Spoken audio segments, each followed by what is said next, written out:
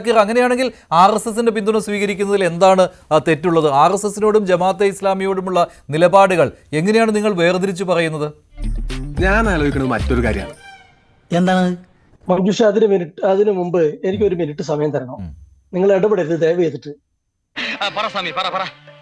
ഞാൻ ഇന്ന് നിങ്ങളോട് പറഞ്ഞ് ഇപ്പൊ കാസർഗോഡ് നിന്നാണ് നിങ്ങളോട് സംസാരിക്കുന്നത്. ശ്രീ VD സതീശന്റെ ജാഥയുടെ ഉദ്ഘാടന ചടങ്ങ് കഴിഞ്ഞ് അതിനിടയ്ക്ക് ഇപ്പോ ചെറിയൊരു സൗകര്യം കിട്ടുമ്പോൾ ഇവിടെ ഇരുന്നതാണ്. ഇനി സമസ്തയുടെ സമ്മേളനത്തിൽ അതൊന്ന് സംബന്ധിക്കണം എന്ന് ആഗ്രഹമുണ്ട്.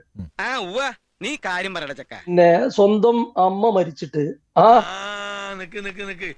ഏത് റൂട്ടിലേക്കാ വണ്ടി തിരിക്കണേന്ന് എനിക്കിപ്പോ മനസ്സിലായി. ആ അമ്മയുടെ എന്താ പറയാ ഒരു സ്നേഹവും മനുഷ്യത്വവും കാണിക്കാതെ അധിക്ഷേപിച്ച ഒരു വ്യക്തിയുമായി ഇത്തരം ചർച്ചകളിൽ ഇരിക്കുന്നതിന് വളരെ വലിയ പ്രയാസമുണ്ട്. എനിക്കിത്തിരി വിഷമമുണ്ട് പോളേട്ടാ. വ്യക്തിപരമായി നമുക്ക് ആരോടും പ്രശ്നമില്ല. പക്ഷെ അത്തരം മനുഷ്യത്വം പോലും ഇല്ലാത്ത ആളുകളെ വിളിച്ചു വരുത്തി രാഷ്ട്രീയം സംസാരിക്കരുത് ദയവ് ചെയ്തു. എന്താ നോക്കുന്നത്? നീ എന്താ തുറച്ചു നോക്കുന്നത്? അത് സംസാരിക്കുന്നത്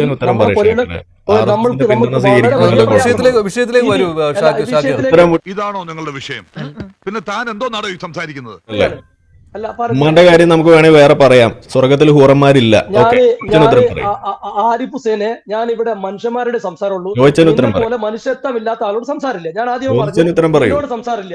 ചോദിച്ചതിന് ഉത്തരം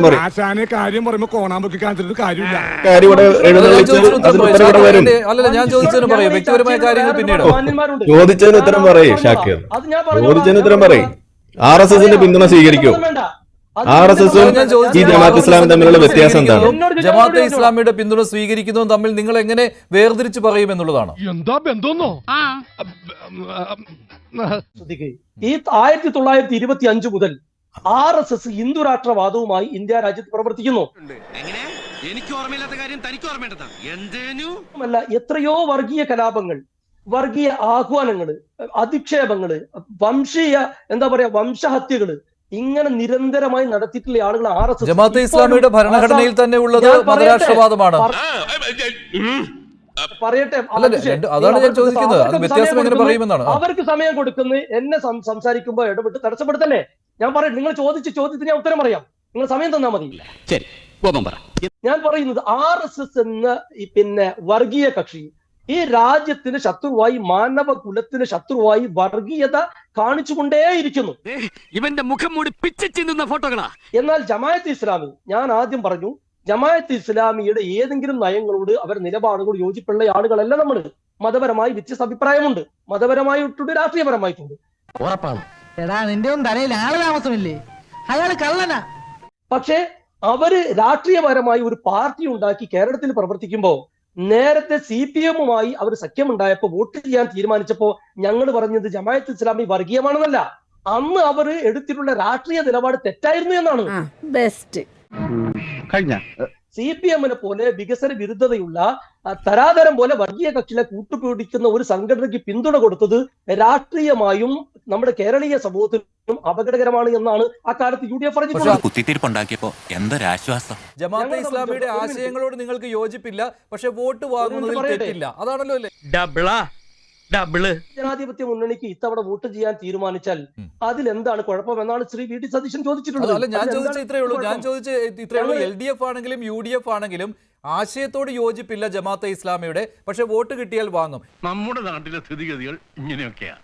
ഈ ജനാധിപത്യ സംവിധാനത്തിൽ ആര് വോട്ട് ചെയ്താലും ആ വോട്ട് സ്വീകരിക്കും. ശരിയാണ്. അത് ഏത് വർഗീയവാദികളുടെ വോട്ടാണെങ്കിലും നിങ്ങൾ സ്വീകരിക്കും. അത് തന്നെയാണ്. LDF-ഉം UDF-ഉം ഇതിൽ ഒരേ നിലപാട് തന്നെയാണ് കേട്ടോ. പക്ഷേ LDF-ന്റെ പ്രശ്നം എന്ന് പറയുന്നത് ജമാഅത്തെ ഇസ്ലാമി ഇത്തവണ LDF-ന് വോട്ട് ചെയ്യാൻ തീരുമാനിച്ചിട്ടില്ല. അതുകൊണ്ട് അവർ വർഗീയവാദികളായി എന്നതേ ഉള്ളൂ. ശ്രീത്ത്, VD സതീശന്റെ പ്രസ്താവന എങ്ങനെയാണ് കാണുന്നത്? ശ്രീ മഞ്ജുഷ, താങ്കൾ പറഞ്ഞത് പൂർണ്ണമായിട്ടും ശരിയാണ്. കാരണം LDF ദീർഘകാലം ജമാഅത്തെ ഇസ്ലാമിയുടെ പിന്തുണ വാങ്ങിയിരുന്നു. കഴിഞ്ഞ ലോക്സഭാ തെരഞ്ഞെടുപ്പിൽ എനിക്ക് തോന്നുന്നത് രാജസ്ഥാനിലോ മറ്റോ ഒരു സീറ്റിലും തമിഴ്നാട്ടിലെ മധുര ഉൾപ്പെടെയുള്ള ഡിണ്ടുഗൽ ഉൾപ്പെടെയുള്ള സ്ഥലങ്ങളിലും ഒക്കെ തന്നെ ജമാഅത്തെ ഇസ്ലാമിയുടെ പിന്തുണ അവർ സ്വീകരിച്ചിരുന്നു. സത്യമാണെങ്കിലും എനിക്ക് അംഗീകരിച്ചു കൊടുക്കാൻ പറ്റും. അത് ജമാഅത്തെ ഇസ്ലാമിയുടെ ആൾക്കാർ തന്നെ പറഞ്ഞിരുന്ന കാര്യമാണ്. അവർ CPM-നാണ് അവർ വോട്ട് ചെയ്യുന്നത് എന്ന രീതിയിലത്തേക്കൊക്കെ അവർ പറഞ്ഞിരുന്നതുമാണ്. അപ്പോൾ ഇത്തവണ കാറ്റ് മാറി വീശുന്നു. ആ കാറ്റ് UDF-ന് അനുകൂലമാണ് എന്നതുകൊണ്ടാണ് CPM ഈ കാര്യത്തിൽ ഒരു വ്യത്യസ്തമായിട്ടുള്ള നിലപാട് സ്വീകരിക്കുന്നത് എന്നതിനെ കുറിച്ച് നമുക്കറിയാം. എന്റെ ആർക്കെങ്കിലും ഇഷ്ടമായിട്ടാണ് ഞാനവിടെ താമസിക്കുന്നത്. മോനായി പോയില്ലേ, അഡ്ജസ്റ്റ്മെന്റിൽ മുട്ട കടിച്ചിട്ട് അവർക്ക് പറ്റിപ്പോയില്ലേ. ഇവിടെ ശ്രീ വി ഡി സതീശന്റെ പ്രസ്താവനയെക്കുറിച്ച് ചോദിക്കുമ്പോൾ അദ്ദേഹം ഇവിടെ ന്യായീകരിക്കുന്നതിന് വേണ്ടിയിട്ട് പറയുന്നത് കേരളത്തിലെ അമീർ പറഞ്ഞു കഴിഞ്ഞാൽ ജമാഅത്തെ ഇസ്ലാമിയുടെ സംഘടനയുടെ അടിസ്ഥാനപരമായിട്ടുള്ള സ്വഭാവം മാറും എന്ന നിലയ്ക്കാണ്. അങ്ങനെ തന്നെയാ, കെട്ടിയാലും കടിക്കും കെട്ടിയില്ലെങ്കിലും കടിക്കും. വെറുതെ അതും പറഞ്ഞ് എത്തി നോക്കി കടി കൊള്ളാൻ പോകണ്ട എന്റെ കുട്ടികളെ. അതായത് ജമാഅത്തെ ഇസ്ലാമി എന്നത് മുൻ വർഷങ്ങളിലെല്ലാം തന്നെ ഒരു മതരാഷ്ട്ര സ്ഥാപനത്തിന് വേണ്ടി വാദിക്കുന്ന സംഘടനയാണ് എന്ന കാര്യത്തിൽ ശ്രീ വി ഡി സതീശന് എതിരഭിപ്രായമില്ല. അങ്ങനെ അവർ വാദിച്ചിരുന്ന സമയത്ത് അവർ ഇടതുപക്ഷത്തിനെയാണ് പിന്തുണച്ചത് എന്ന് പറയുന്നു.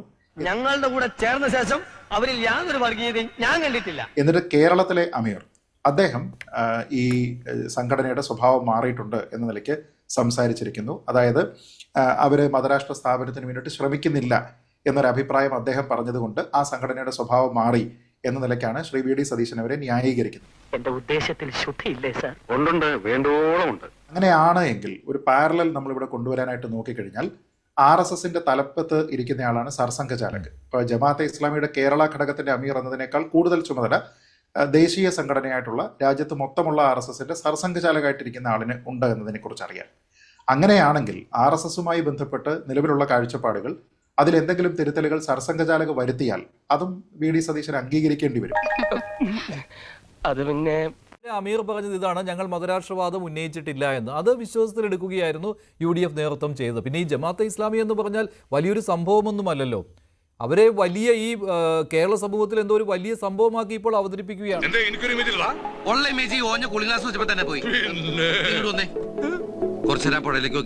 വെറുതെ ഓരോ പടങ്ങളും കണ്ടിട്ട് വന്ന് അടിച്ചു വിടുക നിങ്ങൾ. അത് രണ്ടുപേരും അതിനകത്തുണ്ട്, UDFും ഉണ്ട് LDFും ഉണ്ട്. വെറുതെ എല്ലാ നാട്ടിലെ കള്ളന്മാര് പെരുകുന്നത് നല്ല പ്രോത്സാഹനമല്ലേ?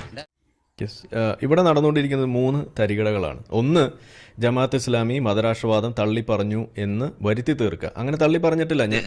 ഞാൻ പലതവണ പറഞ്ഞു എന്നെ തിരുത്താൻ വരരുതെന്ന് മനസ്സിലായി ചോദിച്ചു. ഇക്കാമത്തുദ്ദീൻ ഇന്ന് അവിടെ തന്നെ എഴുതി വെച്ചിരിക്കുകയാണ്. എന്നും അവർ പറഞ്ഞുകൊണ്ടിരിക്കുന്ന സാധനമാണ്. ഇതിൽ കൂടുതൽ മാന്യത ഒന്നും മണിക്കില്ല സാറേ.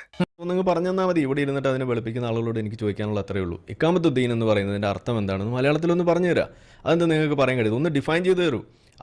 അത് ചെയ്താൽ തീർന്നു കഥ, ഗെയിം ഓവറാണ്. അത് നിങ്ങൾ ചെയ്യുന്നില്ല. എന്നിട്ട് ഇല്ലാത്ത സാധനം വെളുപ്പിക്കാൻ ശ്രമിക്കും. കണ്ടോ ഇപ്പോഴും ഇവർക്ക് നേരം എടുത്തിട്ടില്ല. ഈ രണ്ടാമത്തെ എന്താണ്? നേരത്തെ പറഞ്ഞ പോലെ ഒരു ടു കോക്കി ഫാലസി. അതായത് ഞങ്ങൾ മാത്രമല്ല അവരും ചെയ്തിട്ടുണ്ട്, അതുകൊണ്ട് നമ്മളും ചെയ്യും എന്ന് പറയുന്ന നിലവിലുള്ള ഒരു അഴകുഴമ്പൻ നിലപാട്. അതെങ്ങനെ ശരി? അപ്പോൾ പിന്നെ നിങ്ങൾ പറയുന്നതിൽ എന്താണ് വ്യത്യാസം? എന്താണ് അതിലെ ഒരു ഔന്നിത്യം നിങ്ങൾക്ക് അവകാശപ്പെടാനുള്ളത്? അങ്ങനെ വരാൻ വഴിയില്ലല്ലോ. പക്ഷെ അങ്ങനെ വന്നല്ലോ. നടത്തുന്നു. ഇവിടെ ജമാഅത്ത് ഇസ്ലാമിയെ കുറിച്ച് പറയുമ്പോൾ RSSുമായിട്ട് കമ്പയർ ചെയ്ത സമയത്ത് നിങ്ങൾ പറയുന്നത് തെറ്റായ കമ്പാരിസൺ ആണെന്ന് നിങ്ങൾ പറയുന്നത്. സത്യത്തിൽ അതാണ് കറക്റ്റ് കമ്പാരിസൺ. കാരണം എന്താ? നിങ്ങൾ പറയുന്നത് രണ്ടും ഒരു നാണയത്തിന് 2 വശം പറഞ്ഞു പഠിപ്പിച്ചത് നിങ്ങൾ തന്നെയാണ്. ഇപ്പൊ നമ്മൾ ചോദിക്കുമ്പോൾ പറയുന്നു അത് കമ്പയർ ചെയ്യാൻ പാടില്ല. അതെങ്ങനെ ശരിയാവുക?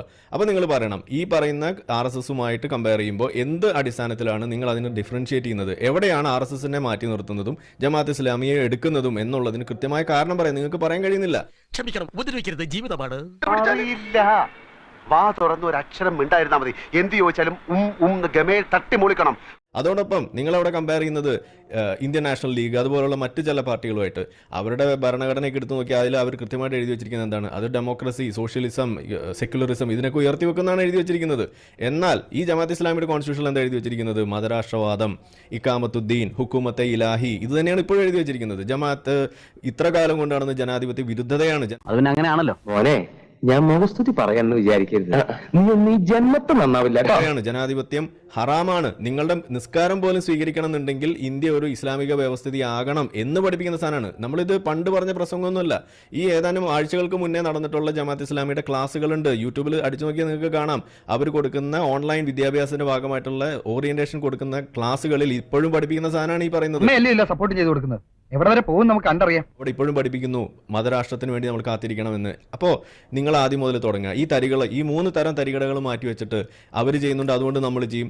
ഈ തരത്തിലുള്ള തെറ്റായ കമ്പാരിസൺസ്, അതുപോലെ നിങ്ങൾക്ക് RSSുമായിട്ട് എന്താണ് വേർതിരിക്കാനുള്ളത് എന്ന് ഈ പറയുന്ന 3 കാര്യങ്ങളിൽ നിങ്ങൾക്ക് ഒരു ക്ലാരിറ്റി നിങ്ങൾക്ക് കൊണ്ടുവന്നാൽ നിങ്ങൾ തനിയെ ജമാഅത്ത് ഇസ്ലാമി എടുത്ത് കളയും. പക്ഷെ അന്തസ്സുള്ള ഈ സ്ഥാപനത്തിന് ചീത്തപ്പേരുണ്ടാക്കി വെക്കാൻ ഞാൻ സമ്മതിക്കില്ല. അതെന്റെ ഒരു ദൗർബല്യാണ്.